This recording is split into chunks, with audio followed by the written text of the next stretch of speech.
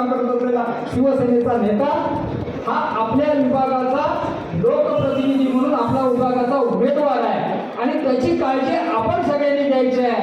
हे शिवसेनेचं नाक नव्हे तर संपूर्ण या इंडिया आघाडीचं नाक आहे असं म्हटलं तर वापर करणार नाही आणि ते जपण्याचं काम तुम्ही आम्ही करावं एवढी आजच्या या प्रसंगी मी आपल्या सगळ्यांना विनंती करतो. सगळ्यांना माहितीच आहे की लोकसभा 2024ची रत्नागिरी सिंधुदुर्ग मतदारसंघाची निवडणूक दिनांक 7 मे 2024 रोजी आहे.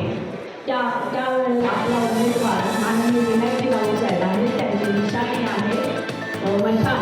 या मशालीवर आपण प्रचंड मताने मतदान करून त्यांना निवडून द्यायचं आहे. ते 2 वेळा लोकसभेचे निवडणुकीचे विजेते ठरलेले आहेत आणि तिसऱ्यांदाही आपण त्यांना निवडून द्यायचं आहे. या मतदारसंघात आपला माता भगिनी यांची मतदारसंख्या जास्त आहे. आपल्या माता भगिनी या सुजाण, सुशिक्षित आणि सुविचारी आहेत.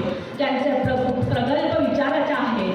या सर्व माता भगिनींनी आपण विनायकजी राऊत साहेबांना नव्हतं त्यावेळेला जिजाऊ मातांनी स्वराज्य स्थापनेसाठी शिवबांना तयार केलं.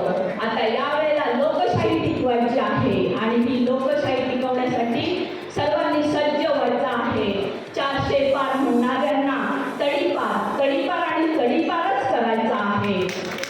लोकशाही आपल्या भारतामध्ये अतिशय सुरळीत चालू आहे की जगात ती कुठेही इतकी सुरळीत चालू नाही आणि आज 75 वर्ष आपण ती सुरळीत चालू ठेवलेली आहे. काही वेळेला आपल्या सोयीनुसार वेळेनुसार राऊत साहेबांचा प्रचार जोरदार करून रत्नागिरी शहरातून आपण मोठ्या प्रमाणात राऊत साहेबांना लीड देऊया आणि जिथून लोकसभेत पाठवूया ही सदिच्छा या ठिकाणी व्यक्त करतो आणि थांबतो.